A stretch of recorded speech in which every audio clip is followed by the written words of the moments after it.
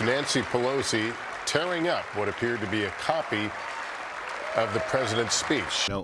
It's not good. I'm not for the divisiveness that we saw.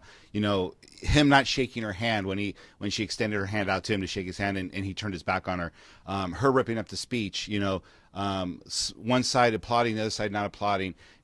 It's all optics. Everybody's trying to vie for the American vote, and everybody wants to get the attention. And Trump had some, very heartwarming moments throughout the speech.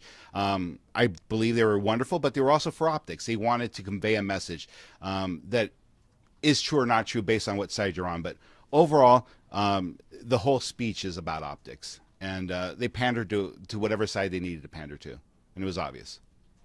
So overall, I think, four things I'd like to mention that President Trump mentioned in his speech: that we are pro-worker, we're pro-family, pro-growth, and pro-American. And I think nothing conveyed the dichotomy, the difference, the divide, if you will, between the Democrats and the Republicans who, more going far beyond political party. We're for America. We're for the people of America. America first. Jody Jones, the lost. So I think that there's pro-American. Is that what you're saying? Well, I mean, when we talk about is that what you're saying? That we're not pro-America? What I'm saying is that there is a massive. This election will determine if we become a socialist, communist country. And I will tell you, as a third generation, so ridiculous. Phil, I will tell you, as a third. Real quickly, let me finish, please. That is I will tell you, as a fear-mongering. third. I will tell you, as a third generation American, my family did not flee communist China to come to a communist America. So that is the choice that we're facing in 2020. That is not a choice. Nobody's going to make us communist.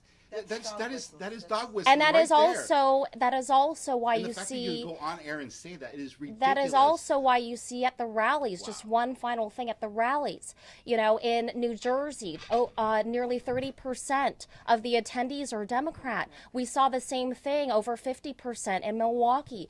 The Democrats are losing their party day by day with how far left they veered.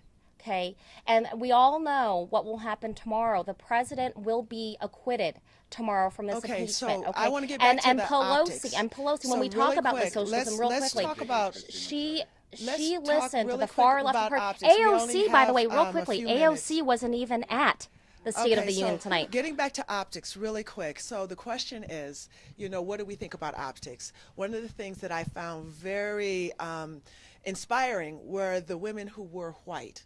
It is 100 years honoring the women's suffrage and that movement. 100 years, I think that is something that we all as women and men can rally around and give thanks for, because we all suffered to get to this point, to be able to cast our vote.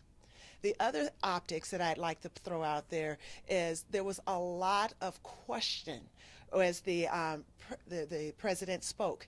I think we're dealing with an issue of lack of truthfulness. So there's a lot of questioning of if the president is actually speaking truth. So I'm interested optically as well as personally in finding out what the fact finders are going to say about this speech. And, one of the things that I saw optically there was that there were moments that the Democrats actually stood up and applauded, because there were some moments that we needed to celebrate. For example, the passing of the USMCA, or if I said it right. Yes, the greater. This was a bipartisan effort, and this is a perfect example of when you work together, you can accomplish something. But to have one side label us anti-American, I think that's where the rhetoric and the dog whistle comes around, because this is not being anti-American. When we want to solve problems together, we want to do these things.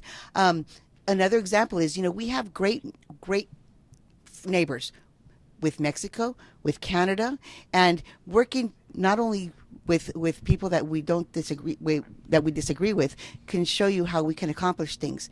The country of Mexico will be the first to say that they don't, that they want to help solve the problem with the immigrants that are coming in from Central America.